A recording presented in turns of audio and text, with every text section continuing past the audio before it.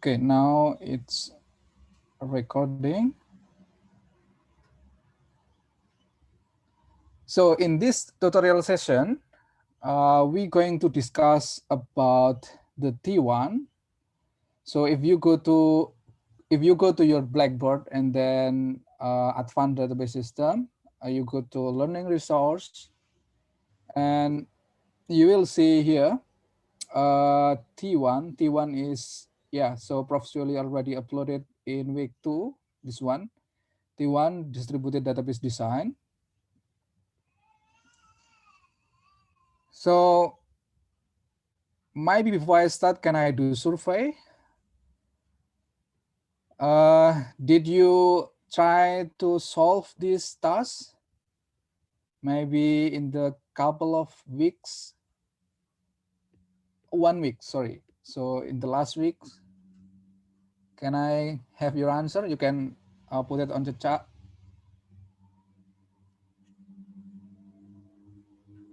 Did you read this task and then try to answer it before?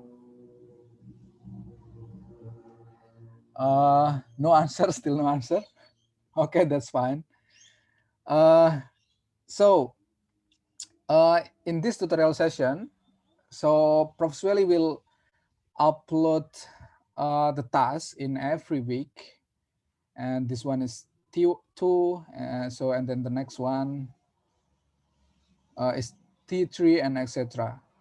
So in the tutorial session, we're going to discuss about this task, and I just hope that before you attending this session, so I think it's better if you try to solve this task, and then if you have any question, so you can ask me, so we can discuss about your question. But because maybe you are still quite busy, so maybe I can start to explain about this task. Wait a second. So this is the solution of the tutorial one. So don't worry about this slide. Professor Sueli will release this slide, the answer or the solution of each tutorial, maybe in every Friday afternoon. So don't worry, this slide will be available on your Blackboard. Okay, let's get started. So in this tutorial one, you have 2 questions, but in each question, they have child question like A until E and etc. And then let's going through this slide. So tutorial 1, distributed database design. In this tutorial, I'm going to explain to you about the fragmentation. So before we go to this problem, before we discuss about this issue, I wanna explain to you about the fragmentation. So hopefully this slide will make you clear, and you can have a better understanding about this tutorial one. So the first one is fragmentation. So fragmentation, I think you also already got from the lecture from Professor Sueli. So we have 3 kind of fragmentation here. The first one is horizontal, and then the second one is vertical, and then the third one is hybrid or mix. So let's say we have data. So let's say we have relation, or let's say we have a table, something like this. So the table consists of 1, 2, 3, 4, 4 attributes or 4 columns, and consists of 1, 2, 3, 4, 5, 6, 7, 7 rows or 7 tuples. So if we have this kind of predicate, for example, the predicate 1 is salary larger than 30,000, and then predicate 2 is salary less than 30,000, for example. So using these 2 predicates, we can do a fragmentation to 2 fragment, right? And this is the horizontal fragmentation, because the horizontal fragmentation is fragmentation based on the rows, based on the tuples. If we look at the predicate, let's say this predicate is based on the salary, which is salary greater than 30,000, which means salary greater than 30,000. So we will select based on the rows or based on the tuple. So this is the example of the horizontal fragmentation. And then the second one is vertical fragmentation. So vertical fragmentation, usually we have like two tables, more than one, and then we're going to fragment it. So let's say here, we're going to fragment this table. So for the vertical fragmentation is fragment based on the columns or based on the attributes. So if horizontal is based on the tuples or rows, so the vertical is based on the column or attribute. And for the hybrid is mixed between horizontal and vertical. And for the student, if you have any question or my explanation is not clear enough, or you have any tips or any suggestion, you can just type on chat, or maybe you can just unmute and say something to me. Okay. So I always open the chat so to make sure that I'm seeing what you are typing. And the second one, why do we need fragmentation in distributed database?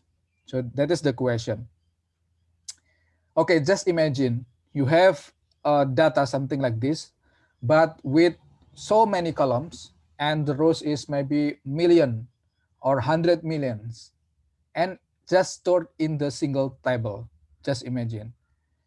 And then let's say you want to replicate, because you the storage, for example, the storage issue, because you don't have enough storage, so you want to replicate, or you want to copy this database, this table as the backup, for example. So this will cause so many problems. So if we only store in the single table, the first one is of course storage issue, right? So if we store this one on the single table, and then let's say our hard drive is not enough, so it's going to be a problem for us. And then the second one is query performance, which is query time. So I think if you took relational database system, or maybe database principle, or maybe algorithm and data structure, you will study about the complexity. So if you try to write a code, you will study about the complexity. Same things when you want to write a query. So if you want to write a query, you also need to consider the the quality of your query in terms of performance. So if you want to write a query, let's say select star from table student. So we will see this table, the result is something like this. But let's say if this table contains of so many rows, or trillion or million rows, all the result will be sorted up. And this query time will be take so long. So that is the query performance. So that's why we need to doing a fragmentation. And we have the benefits here if we do a fragmentation. The first one is parallel process, of course. So as I said before, if you have a single table with a million of rows, and then you want to do query, or you want to looking some value or some data in this table, and if the table is only single, so your query will be executed in the single table, and it's like the system will scan one by one until you get the answer for your query. But if we're doing fragmentation, like we just cut this table, the huge table, to multiple tables, we can do query in a parallel process. So that is the benefit. And also scalability, of course. This is pretty sure. And in fragmentation, we have horizontal fragmentation and also vertical fragmentation. But for the hybrid, because hybrid is combination between horizontal and vertical, so this is exactly same, just a combination between them.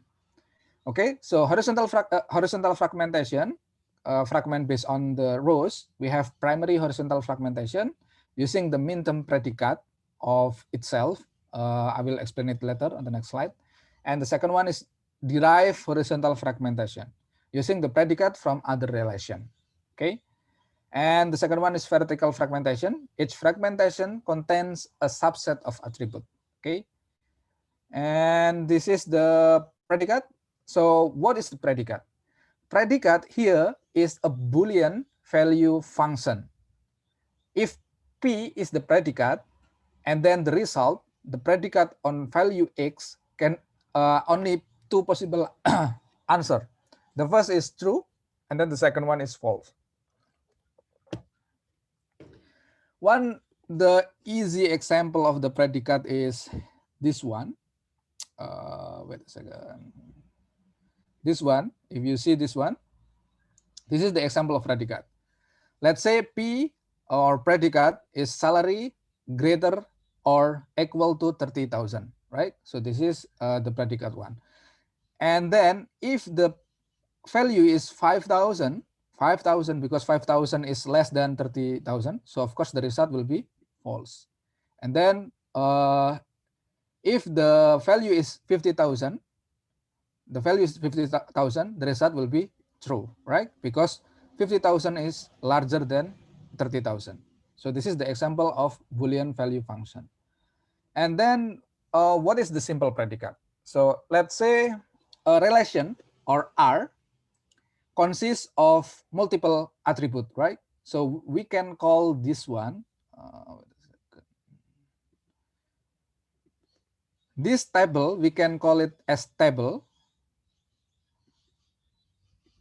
or we can call it as relation. So let's say a relation R consists of multiple attributes, start from A1 until AN. Attribute is columns. So AI is an attribute over domain D1. So DI. Okay. So predicate PJ defined on R, PJ, AI. So the value of the operator of the predicate can be equal, less than, or not equal, less than, or equal, and etc. Right? And this is the example of predicate that I have mentioned it before. So min-term predicate. So that is the sample predicate. And how about the min-term predicate? Min-term predicate is conjunction of a set Boolean values. So if this one is the example of a simple predicate, right? So this is a simple predicate. This one is simple predicate. And then min-term predicate is conjunction of set of Boolean value. So let's say we have multiple predicates and then we try to conjunct it. We try to combine it. Okay, for example, A and B and C. A and not B, or not or negation B or not B and C. And A, B, and C member of 0 and 1, which is Boolean value, which is true and false, right? And this is the example, a set of simple predicate. Let's say P consists of P1 until Pn. So this is multiple predicates. And Mi, min-term predicate, equal to P1 star and P2 star and Pn star. So this star means the all possible combination of predicates. So the total possible combination will be 2 po of n, right?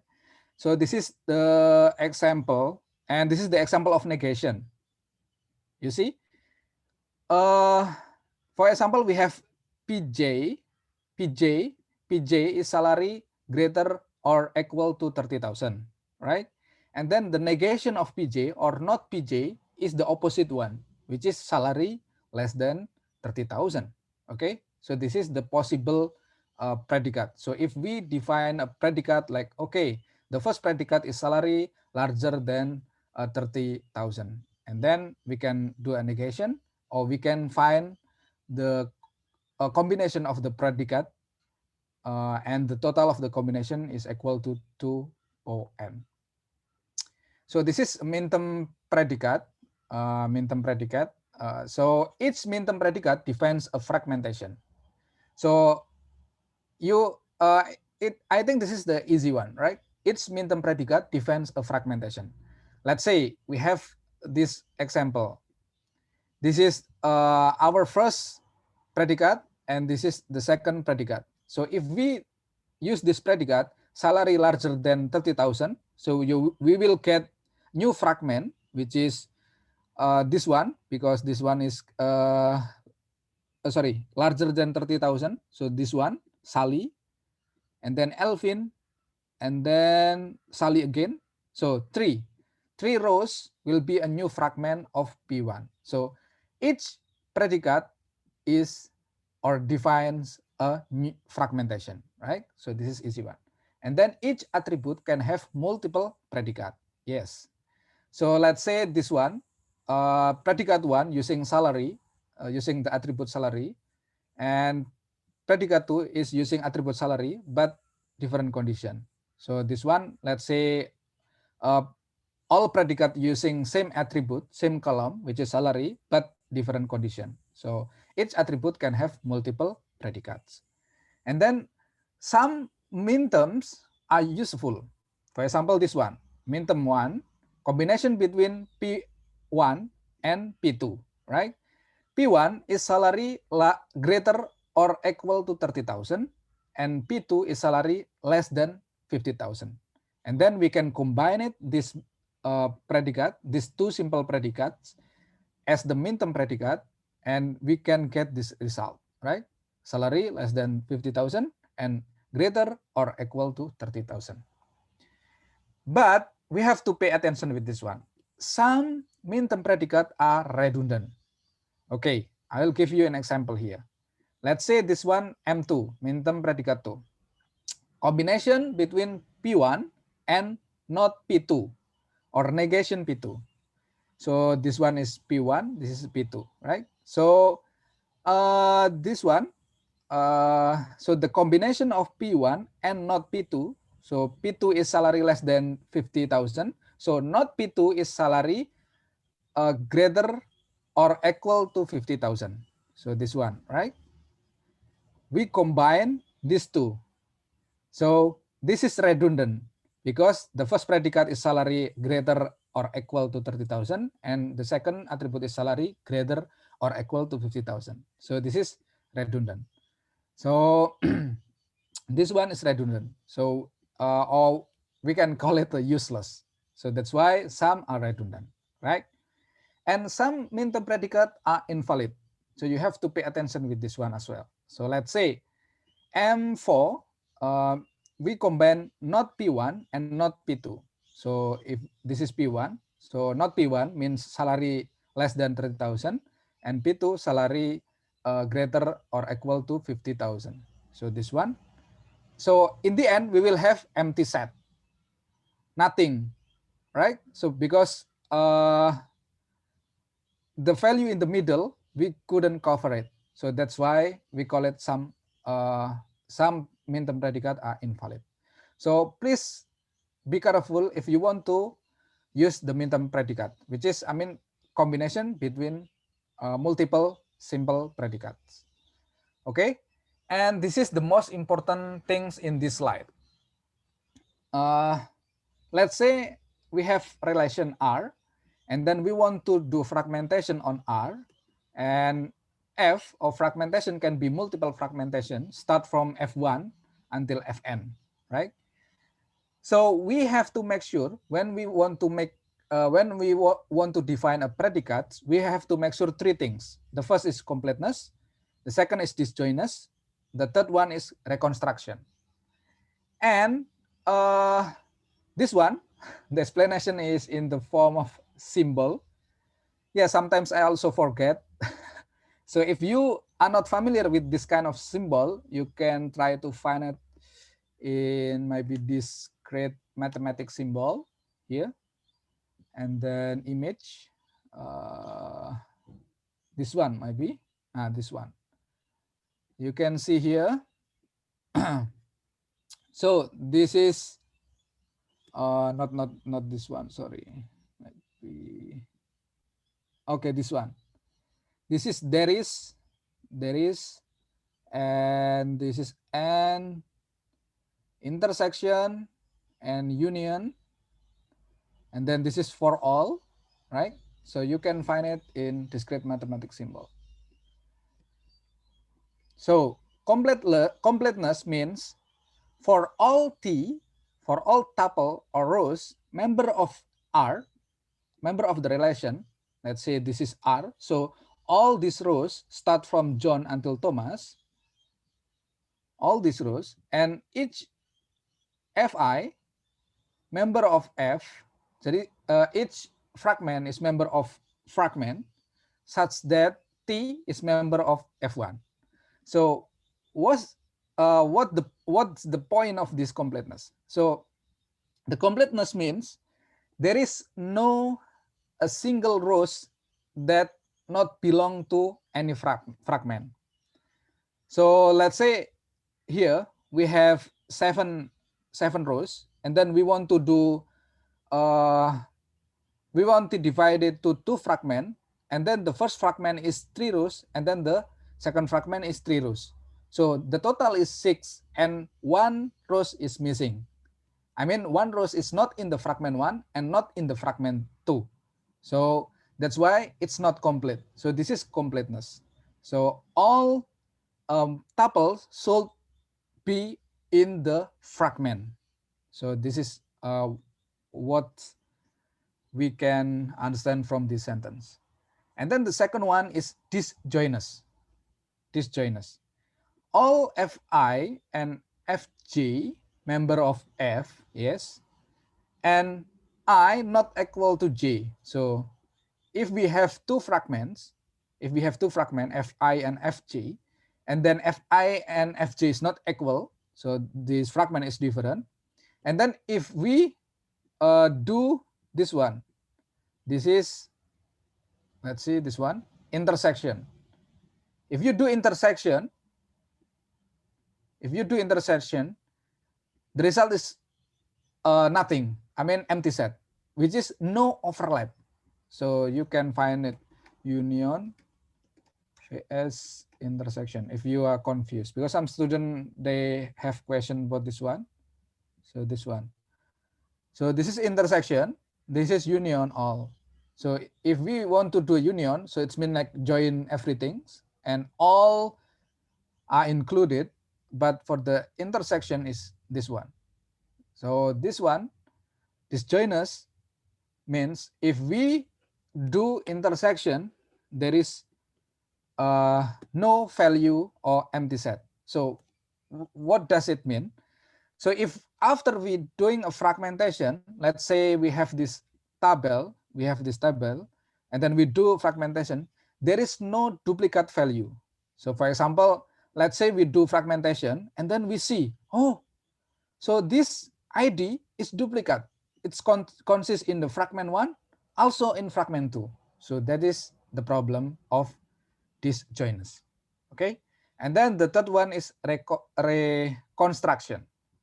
So reconstruction is if we want to join it, so after we divide it to the multiple fragment, when we join, it should be can go to the original one. Okay, so nothing missing. So it can be reconstruct again. So that is the reconstruction. So you have to pay attention with these three things when you define mean-term predicate. Okay, so let's get started to answer a question. Please let me know if you have any question. So this one, the question 1, given the following relation and the predicate, okay, so okay, nothing. Given the following relation and the predicates, let's say P1, salary greater than 30,000. P2, salary less than 30,000. Okay, so this is two predicate. Given the following relation, this is the relation and the two predicates. How many fragments will we have using a simple predicate? I think you can answer it. It's easy, right? So we can just find the salary that greater than 30,000. 1, 2, 1, 2, and 3, right? So maybe I can use this one. So greater than 30,000, 1, 2, and 3, right? So these 3 rows will be in the fragment 1. right? And then less than 30,000, less than 30,000,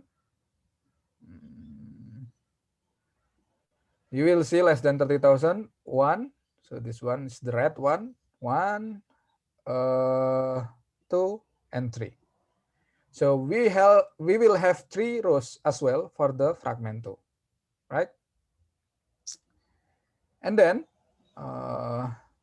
so how many fragment we will have? So it is easy. Of course, we will have two fragment, right?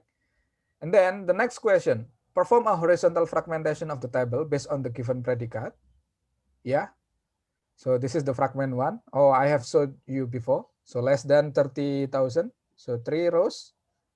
And then a B, question B is this fragmentation correct? And then, so if we divide it to the 2 fragment, so this is the fragment 1, and the fragment 2 is less than, fragment 1 is greater than 30,000, fragment 2 is less than 30,000. So if we divide it to 2 fragment, the question is, where is Kelly, right? So if this is the fragment 1, salary less than 30,000, fragment 2, salary greater than 30,000. So, and we missing Kelly, because Kelly is not member of the fragment 1, is not member of fragment 2. So this condition is violates the completeness, right? Because there is a Kelly which is not in fragment 1 and not in fragment 2. And this is the answer. Completeness is wrong, and also reconstructability is wrong. Why it's wrong? Because if we join between fragment 1 and fragment 2, let's see, we just join this one, fragment 1 and fragment 2, we will miss Kelly. Sorry. There is no Kelly in here. So if we join, this table will not become the original one again, because we miss Kelly. So violate race contractibility and also completeness. But for the disjoiners, is it okay? Still okay, right? Because if we doing intersection, it still got the empty set. So you have to make clear with these three fragmentation properties. This is very important. Okay, and then the solution. What is the solution? The solution is just easy. Just put it equal, and then the Sally will include in fragment 1. Okay, so the predicate 1 will be salary greater or equal to 30,000, and predicate 2 salary less than 30,000. So Kelly will be included in fragment 1. Okay, so I think this question is quite easy for all of you guys, maybe. Or if you have any question, just feel free to ask. And then the question 1. Okay, still question 1, C. Oh, still question 1C. Generate a correct horizontal fragmentation using min-term predicate. Okay, so we have these 2 predicate. This is the correct predicate. We have fixed it. We have 2 predicates, salary greater or equal to 30,000 and salary less than 30,000. And then we want to generate horizontal fragmentation. So this one, set of simple predicate, P is member, the member of P is start from P1 until Pn. And this one, this is the, okay, so we still use the predicate from the question, not from the fixed one. So this is still from the question. So this is the P1, salary larger than 30,000, P2 salary less than 30,000. And if we enumerate all possible min-term predicate from these 2, we will have this one. So let's say P1, we can put it not or negation P1. So this one. So P1 is salary larger than 30,000. The negation of P1 is salary less than or equal to 30,000. And P2, salary less than 30,000. So not P2 is salary larger or equal than 30,000, right? So this is the enumerates all possible min-term predicate from these 2 predicate. And then we need to eliminate the useless one. Okay, so this is the predicate. So we have P1, we have P2, we have not P1, we have not P2. And this is the min-term predicate. Let's say we want to combine between this one, P1, this one, and P2. And then the M2 between P1, P1, the all combination, P1 and not P2. And then the M3 is P2, P1, P1, and not P1, not P1 and P2. And this one, not P1 and not P2, right? Because the number of sample predicate is 2, so if 2 power of n and n is 2, so the total min-term predicate, the all possibility is 4, right? So that's why 4. So if you have more predicates, so the all combination will be more. Okay, so this is easy, and this is the elimination. So this is like, let's say this is doesn't make sense, right? Let's say the min-term predicate 1, salary greater than 30,000 and salary less than 30,000. Okay, so this predicate is really doesn't make sense. So we remove predicate that doesn't make sense, and now we have these 3 predicate, which is the correct one, right? Salary greater than 30,000, salary less than 30,000, and salary equal to 30,000. Okay, and this is the D equation, still in the task 1, the equation. Vertically fragment this relation to, okay, so this is vertical fragment. Okay, so in this question, you have a new data set, which is this one, study, and it consists of 3 attributes: ID, course, and result. Okay, and okay, so is this fragmentation correct? I think you can guess it, you can answer it, right? So this is from the previous one, ID, name, age, and salary. And then ID, name, age. So we do fragmentation ID, name, age, and name, salary. ID, name, age, and name, salary. Is that correct? Is that correct? So I think it's easy. So let's say we want to do reconstructibility, right? Which is join. So if we want to join, so let's say we have this one, and then we do vertical fragmentation, became this 2 fragment, and then we want to reconstruct, we want to rejoin again. Okay, this is the symbol of join.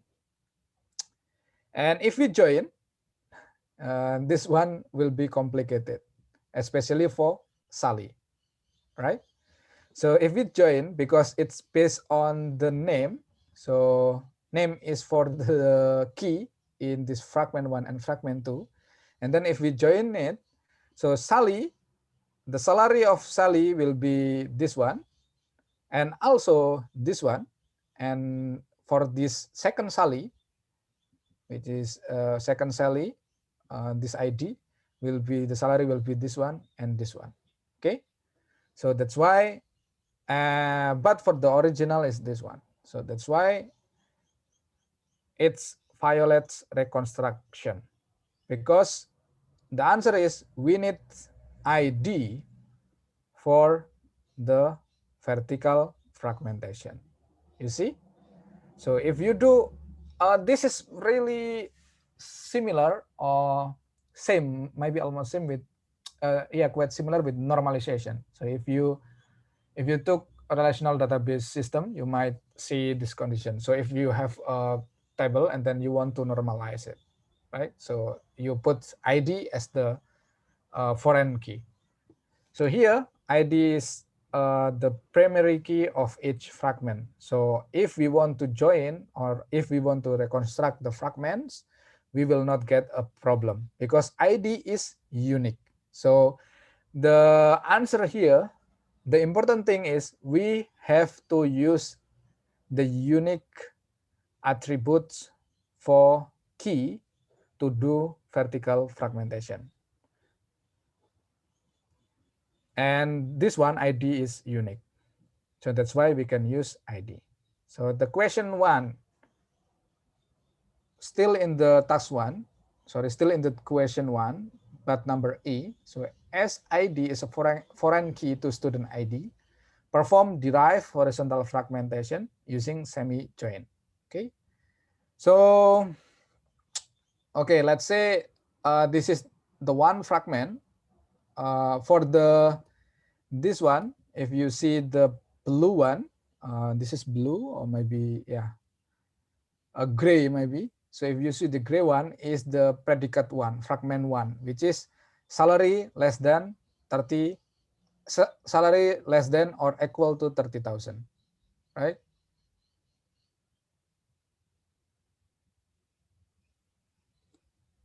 And then, wait a second, I need to take a break for just, wait a second.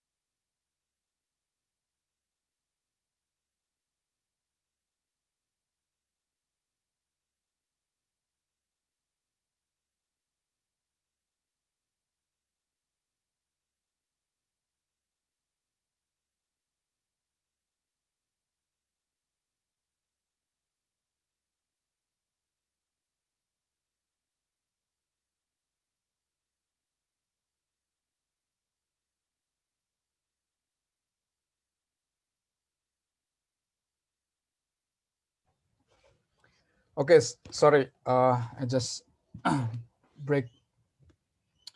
So this one, if you see the the gray one, which is the rows that in the fragment one, which is less than or equal to 30,000, and without gray, so this is the second fragment. And then we want to perform derive horizontal fragmentation using semi-join, right? So this is the answer. So semi-join, R, the relation, we join with the S. So S mean the fragment from the previous one. So this is the projection of R and S. Only attribute in R will appear in the final result, and S is used to filter the record in R. So we can see here. So this is the first fragment. This is F1. So this is F1 because the salary is less than or equal to 30,000, right? This is S1.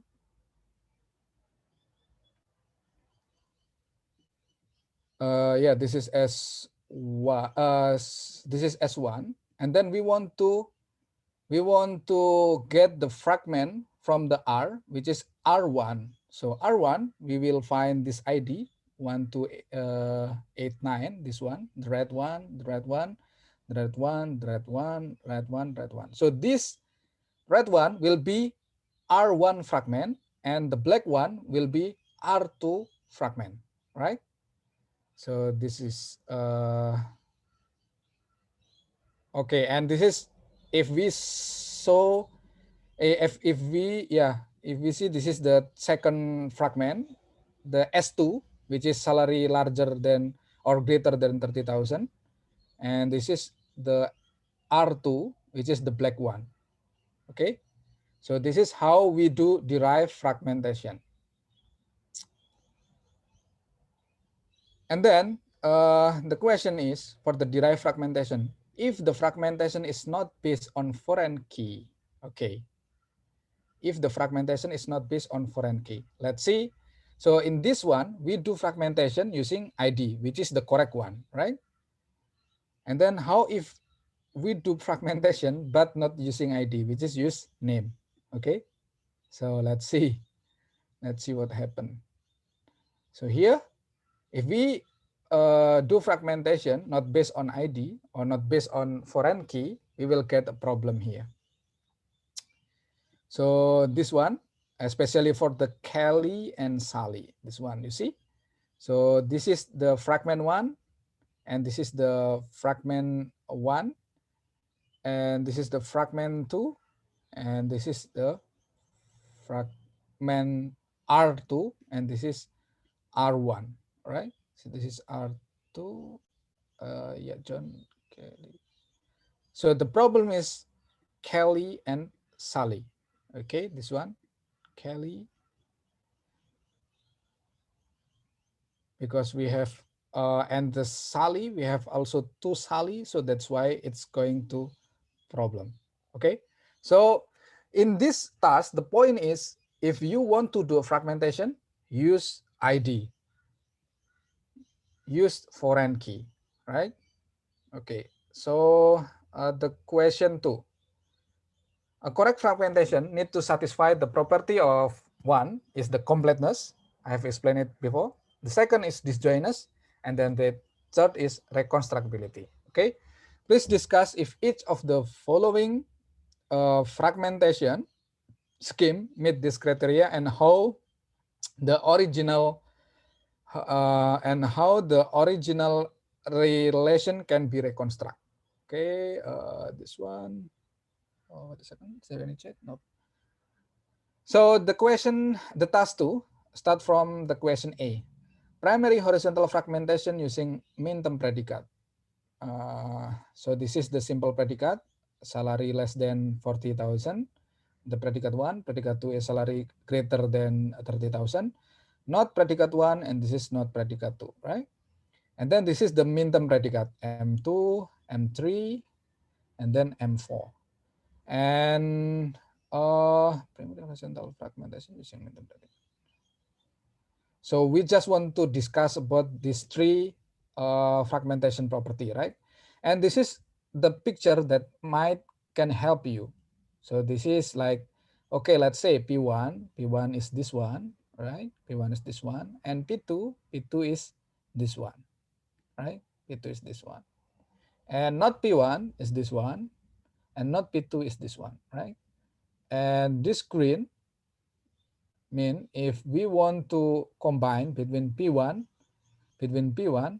and not P2, and we will get this green, right? If we combine P1 and P2, we'll get this orange one. And if we want to combine not P1 and P2, we'll get this pink line. So this is just for help you when you want to define a min term predicates and when you want to check the completeness, disjointness, and reconstructibility. And derive horizontal fragmentation using semi-joint with the owner relation correctly fragmented. Okay, so this one, derive horizontal fragmentation using semi-joint with the owner relation correctly fragmented. So this is the owner relation. Okay, maybe I missed something in the previous slide. Okay, so this one. So the first tabel that already fragmented, we call it as owner, or we call it as, this one, S is the owner, and R is called a member. So if we want to do a fragmentation of R, the new relation, but based on the S, so that's why, based on the another fragment, so this one is fragment 1, fragment 2, S1 and S2, and this is R. So we can divide it as S1 and S2 based on this previous fragmentation. We call it as owner, and R is a member. So this one, where is it? Okay, so this one, okay, dismiss. Derive horizontal fragmentation using semi-join with the owner relation correctly fragmented. Okay, and yeah, so this is the, let's say we assume that the S is a fragmented, S is the fragmentation of S is correct. So this is the S1, which is salary less than or equal to 30,000. So this is the S1 fragment. And then we want to do a fragmentation, derive horizontal fragmentation using semi-join with the owner relation correctly fragmented. And this is the result. So this is the R fragment one, right? So this one, you can see this one, the ID, and you can see this red one. So this all red one will go to this one and become R1. And the black one become R2, right? And then the question C, vertical fragmentation with primary key attributes fully replicated in all fragments. Completeness, disjointness, reconstructibility. Okay, vertical fragmentation with primary key. So if we see this question, so vertical fragmentation with primary key fully replicated in all attribute. So this one,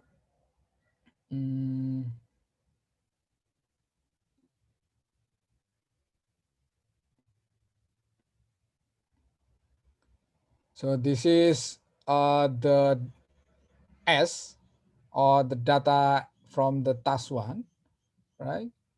And we just fragmented to two fragments based on ID here, right? So this is the fragment one, F1, and this is the fragment two, F2. And then let's say vertical fragmentation with primary key attribute replicate in only some fragment.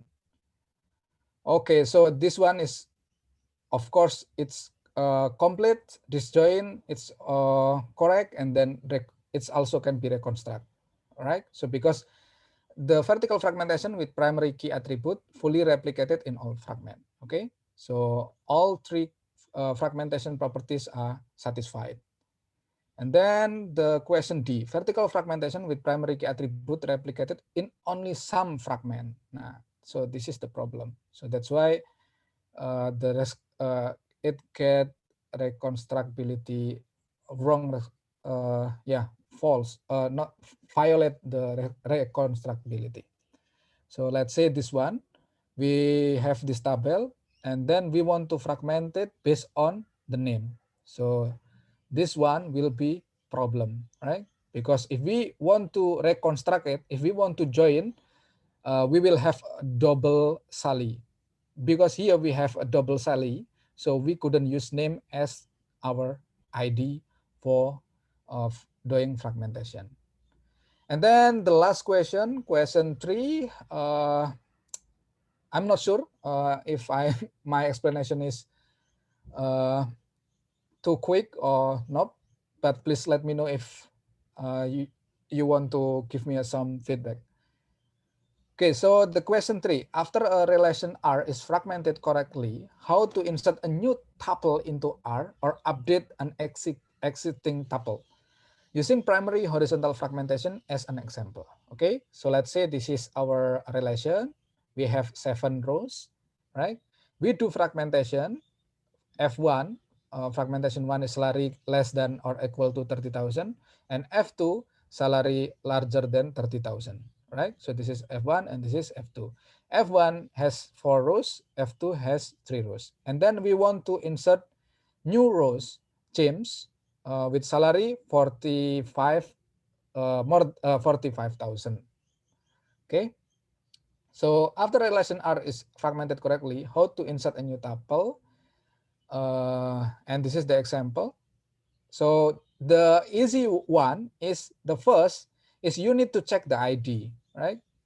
And then the salary, because we divided the fragmentation based on the salary. Okay, so let's say this is, okay, this is the James.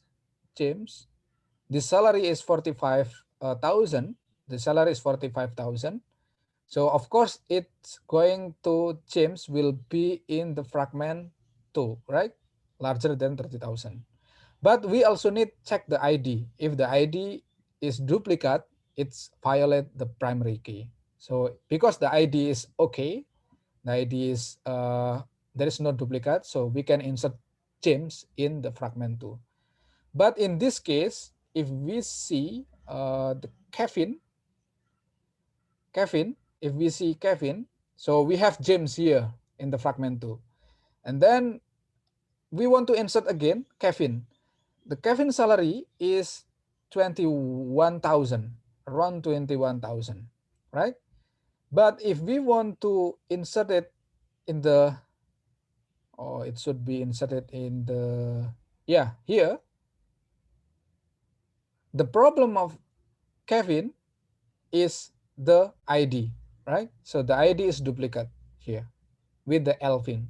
So you have to make sure about the ID and also about the predicate itself, about the attribute that used for the fragmentation, for the predicate. And so this one, okay, so this is the duplicate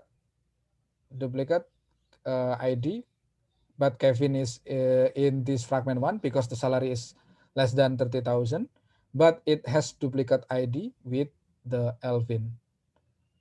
Right? So this is the conclusion. After a relation R is fragmented correctly, how to insert a new tuple into R or update an existing tuple using primary horizontal fragmentation as an example. If predicates are not on the primary key, so if predicates are not on the primary key, check all the fragments to make sure the primary key does not exist. Compare the value with the predicates and insert it into the right fragment. Okay. Search the record by where condition, update if we want to update. So this is if we want to insert. If we want to update, search the record by where condition, update the value of salary, and send the record into the right fragment according to the new value of salary, right? And this is the end of the slide. Okay. And I think it's, yeah, I speak maybe too quick because in the last tutorial, yeah, I spent like more than 1 hour to explain this slide. So that's why it's, yeah, I just try to manage delivering this slide in less than 1 hour. So please let me know if you have any question. Yeah, this slide will be uploaded by Prof. Sweli maybe every Friday, if I'm not mistaken. So he will upload the solution every Friday afternoon. So this slide will be available on your Blackboard. But if you want right now, you can just use my Dropbox link, this one. Can you open it? Can any student can confirm it? Can you open the link and see the slide? Okay, so if you want to get the answer as soon as possible, you can use that file. But Prof. Sweli will upload it to the Blackboard. Okay. Any question? Any trouble? Any feedback? So if you have anything want to say, just say it. Okay. How about another student? Do you have any trouble? Any feedback? So the important thing is this T1 is really related with your practical, especially the task, maybe task 1, task 2, and task 3. And you have to pay attention that your practical also has mark.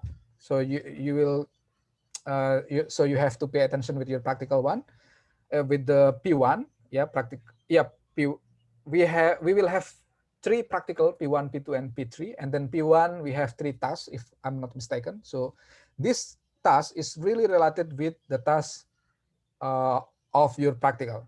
So please pay attention with that. Okay, if there is no question, we can end this session. And thank you very much for your attending, and see you next week, guys.